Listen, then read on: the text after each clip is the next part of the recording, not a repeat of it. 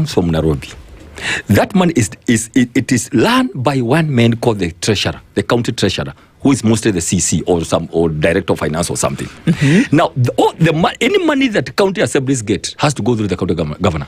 So, number one, you don't have money as an MCA to go and deliver any projects on the ground. The president last year, just before the devolution conference, signed the financial autonomy for county assemblies. It is not. Is it not operational? It has not been functional. It has not been functional. I can tell you, the little we went a bit in Nakuru, we had something called World Development Fund yes. that dictated that all the money that comes to Nakuru, for example, the money would be divided 45% would go to the wards, and it was low. That's what happened in Nakuru for some time. In other places, the MCA has to come. You are the one who is punctured with the issues of water and roads and ECD and everything else on the ground and agriculture. You have to go and beg. Now, if you are not in line with the governor, I can tell you, the governor will go to your place and say, me, I don't see this person. I don't understand him. He ran away from the ground. So, do you know what happens therefore? 90%, the biggest, what you call turnover, happens in the county assemblies. 90 to 95% don't come back. Why? You are elected, like you said, but the pressure on the ground, people don't see the governor every day, by the way. They see you daily. So they tell you about water, about schools, not schools, of course, bursary, right? Never mind that bursary is another story. That is, everybody wants to have a share. Yeah? Water, all these kind of things, and roads, especially when it's raining. They begin saying, you're not working. Remember, you don't have your money.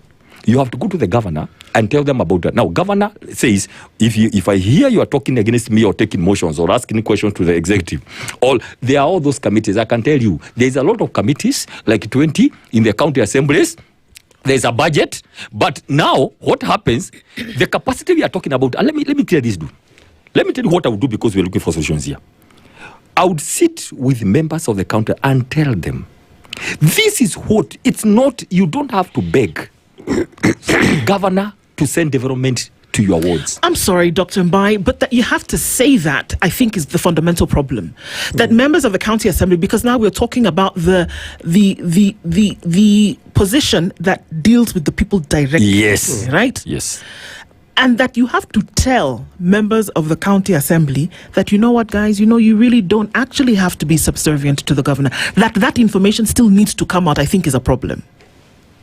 People don't know that, as in somebody has to be told, Kevin, you know what, when you go to do your job today, you actually don't have to obey or kiss the ring of the governor. Yeah. That information has to be shared in the first place, I think, is a problem. Because what that tells me is that members of a county assembly, as they're asking for this position, and remember we start at the bottom, if they're asking for these positions, that means they don't know what they're supposed to be doing. Because if you believe that you're subservient to the governor, you should not be in that position, first of all. And that if you should be called for a committee meeting, this, that, the other thing, and you think that you've come to kiss the ring, you should not be there. Because who are you representing when you go as a member of the county assemblies? You're representing the people. You didn't come to serve the governor. And that if the governor can tell you, if you speak, I beat you. I mean, for God's sake, that's what we're dealing with in a democratic space. And we've got bigger problems than what I've ever imagined. I'm agreeing with you. That is a problem. Actually, why we are here, why governors feel, why are you disturbing us in the Senate when we have sorted the county assembly? Because if I go into a meeting, for example, and the governor tells me, should you dare speak, Kevin, then you have a problem. How will I come tomorrow and say, Governor, you spent 3 million shillings on a Christmas tree in Bungoma, you shouldn't have done that? How do I have the wherewithal to approach that when I can't even speak up in a meeting? Do you see? Now, that is what... We're talking about flamboyance here. How do you ever expect it to be curbed? That's what we are saying. Exactly, it's a problem we have identified as people who have been working with the county government, and that's why we are saying, what is the solution? It is simply to make the members of the county assembly know, but it's not easy. You must then change the financial infrastructure. Make sure they don't depend on the executive for their operations. Have a kitty that goes directly to the county assemblies so that you can go but again, look at the law. The law says there shall be two governments. One national government and the county government. So when I talk about capacity, this is what I mean. Let the people... I give you an example with Nakuru. What we did, we simply did locally. That when the money comes from Nakuru, 55% will be left by the governor, what we call flagship projects. Projects that cut across walls. But this 45% would be divided in a formula of population, all that, the size, to the wards. So that automatically I knew I have 30 million at least. That, of course, you are not given as an MCA, but it's there for you. It is, ring-fenced. For example, my ward. I would go there and say, members of my ward, what are the priorities we have this year? Water, ABCD, and roads. So the capacity we are talking about is to go literally and make sure we change the infrastructure of how monies go to the counties and how wards and members of the country access it. It won't work if you're still dealing with the same people. I'm sorry. And that's why, if in my opinion, a hard stop is needed, that you go back to factory settings. That's why when your phone is acting up or whatever, it normally tells you, okay, you could switch it off and turn it on again, or you know what, you can reset the thing so we can start from scratch. Yes. You cannot build capacity on an individual who has already shown you that they're not there for that thing for which you want to build capacity for. It is not possible. And that's why you have terms like drain the swamp. Because how do you say, okay, fine, we want to make things work again. So you go, you put in a new carpet, you put in a new office, you put in new chairs, but you still bring the same people to inhabit the office.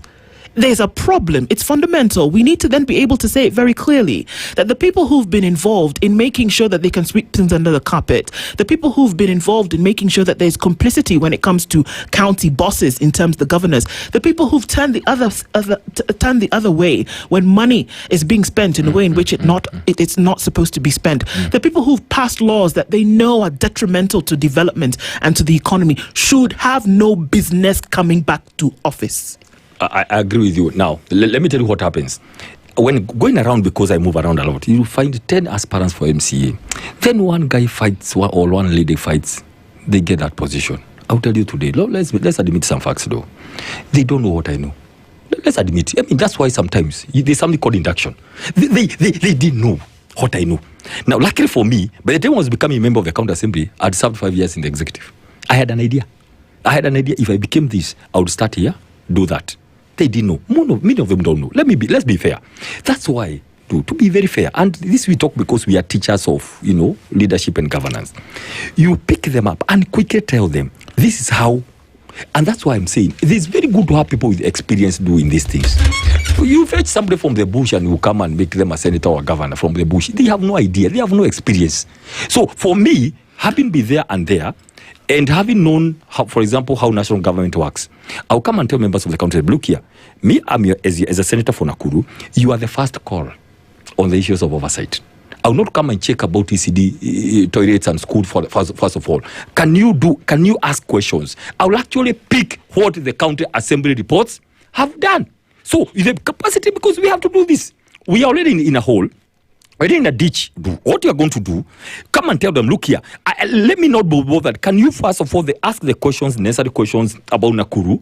As a senator, I'll pick them up when you are done, then go engage them in the Senate and other issues. Now, the problem we talked about capacities is, I'll give you an example.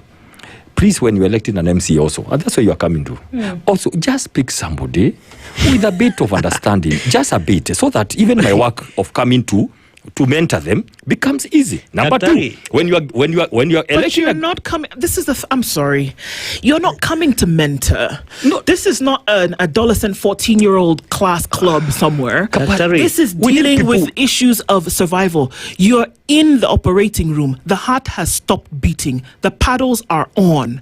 This is not a question of let's have a conversation while the thing is on its deathbed.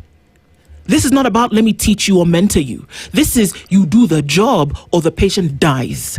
You do the job or Kenya goes to the dogs. And I think that we need to have a real conversation. You can't be coddling people, not with the situation Kenya is in at the moment.